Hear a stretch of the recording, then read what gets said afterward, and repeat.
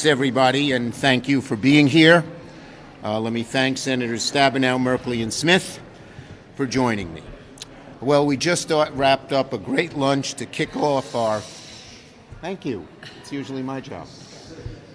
To kick off this 5-week work period. We have a lot to do, starting with Fire Grants and Safety Act, which I expect will finish and pass this week, to Julie Su's hearing to be Secretary of Labor, and tomorrow's all-senator briefing on the leaked Ukraine documents. So we're off to a busy start.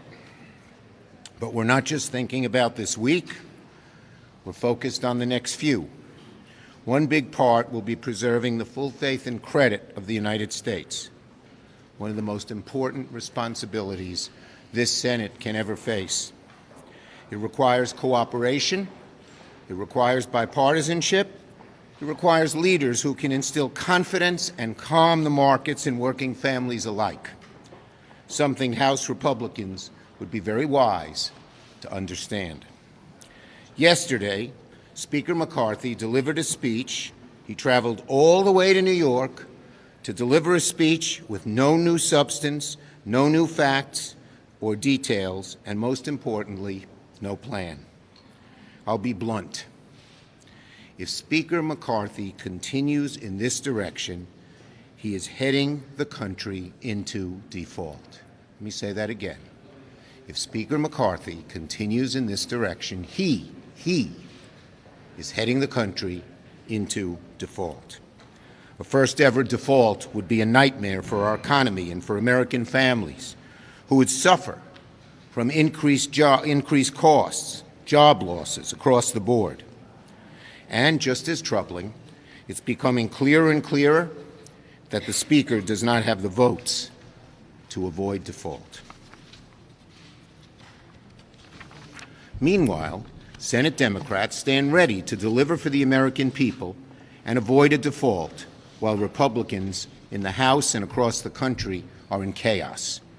Republicans, the self-proclaimed anti-regulation party, have sure been keen on some regulations as of late.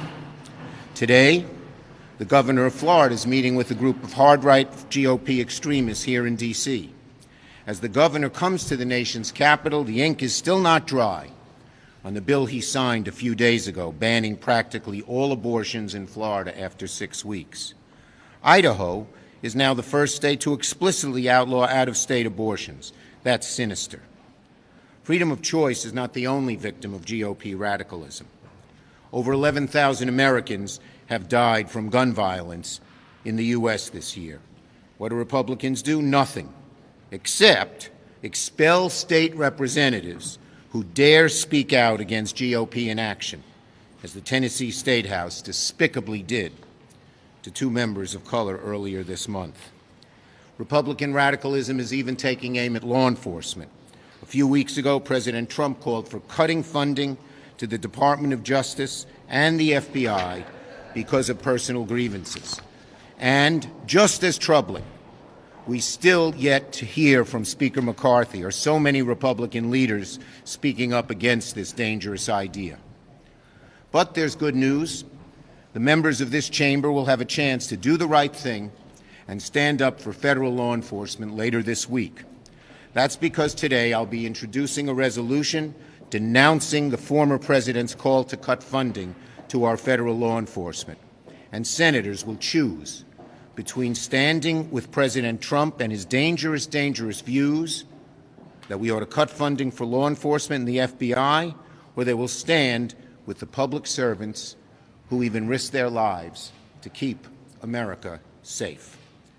Do Republicans agree with President Trump that funding for federal law enforcement who guard against terrorism and CCP encroachment should be cut or eliminated? Again, this is the kind of resolution that should pass unanimously. If Senate Republicans block this provision, they'll be telling the American people that the GOP has been utterly consumed by extremism, where not women, not schools, not even federal law enforcement are safe. So I promise you this. Senate Democrats will not be dissuaded or deterred by radical Republican agenda across the country. We'll keep working for the American people, delivering results, giving families the tools the resources they need to lead a better life. And now, Senator Stabenow. Wherever she may be. Well, thank you so much. And let me just stress again that Republicans say they will let our country default, unless they get what they want. Still trying to figure out what they want, but one thing that they talk about all the time is that they want to take food away from families and children and seniors and veterans and people with disabilities. Let me just stress that for folks in need in this country who are falling on tough times, the average SNAP amount of help is $6.10 a day. So probably a lot of folks here, I know for me, I spend more than that on a cup of coffee. $6.10 a day per person. Evidently, they think that's too much. And they also talk a lot about work requirements, and I want to say as the chair of the Agriculture, Nutrition, and Forestry Committee, newsflash, SNAP has work requirements. SNAP has work requirements. Work requirements have been in place since 1977. They were strengthened under President Clinton's welfare reform proposed in 1996. During COVID, they were suspended like other work requirements. They come back on in July. We have work requirements. Now, if you have a child under age 6, or you're a senior, or you're disabled, and so on, there are exemptions. But the reality is, the House Republicans in particular, seem to want to find ways to make it harder and harder for people just to get a little bit of help, $6.10 a day to help pay for food for their families during hard times. And let's be clear, this is a non-starter. It's also important to note, as Senator Schumer said, that President Trump and Republicans want to defund our top federal law enforcement agencies. They wanted to fund the police, to fund the top federal police agencies, law enforcement agencies. Why? Because they're upset that President Trump's finally being held accountable for his actions, I think. The Department of Justice and FBI work every day to catch dangerous criminals and to keep them off the streets. This move proposed by President Trump and the Republicans would make our communities less safe. And it's an attack on the hardworking men and women who protect us. So Republicans have an agenda, and it's not good for American families. Senator Merkley.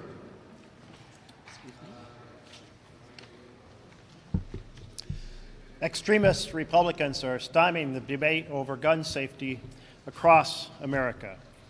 108 days into the year, 160 mass shootings, 3 9-year-olds, 3 adults in Nashville, Tennessee elementary school, shot 3 weeks ago, killed, 5 dead, 8 injured a week ago Monday at Old National Bank in Louisville, Kentucky. Just a few days passed and there was another shooting in Louisville last Saturday, 2 dead, 4 injured. The shooter shooting into a park. 4 dead, 32 injured at a Sweet 16 party in Dadeville, Alabama. It's a mass shooting every 16 hours on average across America. Robert Kennedy spoke of the mindless menace of violence that stains our land and every one of our lives. He was speaking back in 1968, but he might have been describing mass shootings in America today. Where is safe in America? Not our schools, not our churches, not our parks, not our grocery stores, not our banks, not our children's birthday parties. But extreme Republicans refuse to lift a finger to try to make things better. Lawmakers, funded by the gun lobby, throw up their hands and say nothing can be done, while they maneuver behind the scenes to make sure nothing will be done. And in Tennessee, extremist Republicans would literally rather expel their democratically elected colleagues than have a conversation about how to address gun violence. 2 legislators expelled for advocating for debate on gun safety reforms. How undemocratic is that? How extreme is that? Rather desecrate democracy than seek legislative solutions. Democracy only thrives when we have a free exchange of ideas, a free discussion of pressing issues of the day, and this is certainly one of those pressing issues. This radical Republican extremism, which chooses to tear down a democratic institution rather than deal with the real issues before us, must end. Senator Smith. Thank you. Good afternoon, everyone. So this week, Republicans are launching yet another attack on women's freedom to make their own healthcare decisions without interference from politicians. This is how extreme they are. They are going after veterans now. When a veteran needs access to abortion to protect her life or her health or because she's experienced rape, these radical Republicans want to deny that person access to the medically needed care. This will literally put women's veterans in life or death situations. And this comes, of course, on the heels of the outrageous Texas court decision that would effectively ban medications. Over half would literally ban medication abortion, over half of all abortions in this country, even in states where abortion is still legal. So this week, Americans will be able to see the clear difference between Republicans and Democrats. Democrats are fighting to protect and restore abortion rights, and Republicans are fighting to strip them away. You know, before I was in the Senate, I worked at Planned Parenthood, and I did battle with these extremist Republicans every day, and I know what this is. This is it is clear, their determination to strip away abortion rights as a feature of their party, not a bug, but as a feature. This goal is about enacting a national ban on abortion. Republicans have confirmed these extremist activist judges. They're holding up promotions of military personnel as leverage to strip away life-saving care for service members. They are attempting to deny veterans medically necessary care, and they're doing great damage to women's health care state by state. Witness Governor DeSantis signing a 6-week abortion ban into law at 11 at night, effectively banning abortion. These extremist Republicans seem to think that they know better than women whose lives and stories they will never know. And I can tell you, for women, this is personal. And it is creating chaos for them and for their providers, and it is dangerous. And American people see it for what it is. Thank you. 3 great speeches. Go ahead, Manu. If Senator Feinstein is not able to return this work period, do you think she should consider resigning? Look, I spoke to Senator Feinstein just a few days ago, and she and I are both very hopeful that she will return very soon. And if she doesn't, Yes. Next one. You're hopeful. That doesn't sound like there's a plan. And would you be willing to engage in horse trading, say, over the blue slip issue to get something done if you're that bottled up and committed? Let me first say again, I spoke to Senator Feinstein just last Friday, and she and I are very hopeful she'll return soon. As for blue slips, Senator Durbin and the Judiciary Committee are considering it. Yes. Have you selected or thought of who you would like to replace her? Ben Cardin. Yes. When will you hold a vote on temporarily potentially replacing her? This afternoon. Yes. Yes. Earlier today, SEC Chairman Gary Gensler said that if we don't raise the debt ceiling, it's going to cause one heck of a mess in the capital markets. There's word that the House Republicans are trying to repeal the Inflation Reduction Act and the compromise in the package. Look. So do you find that there could be compromise? Do you know what the compromise could be? Yeah, the compromise is very simple. It's what's been done successfully the last 3 times, twice under President Trump, once when both houses were Republican, once when one house was Republican, one Democrat, and then under Biden. And that is a bipartisan solution with no hostage-taking, no brinksmanship, and we pass a clean debt ceiling.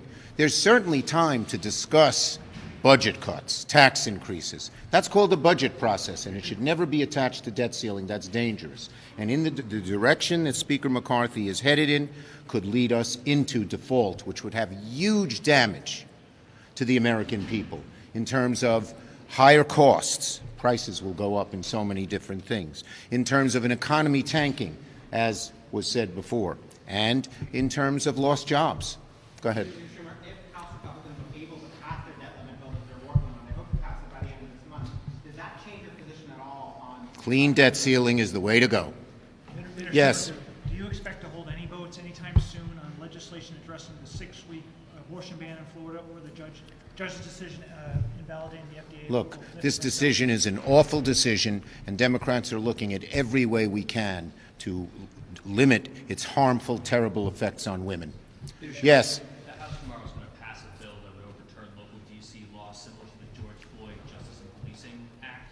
Do you want to see that bill come up for a vote in the Senate, or are you going to try to block that? Well, we can't block it. They would have a right to bring it up. But this bill, which the President has already said he's vetoed, has some very reasonable reforms. It does not go as far as the George Floyd bill does, and I expect we'll be able to block it. Leader Schumer, Thank you, everybody.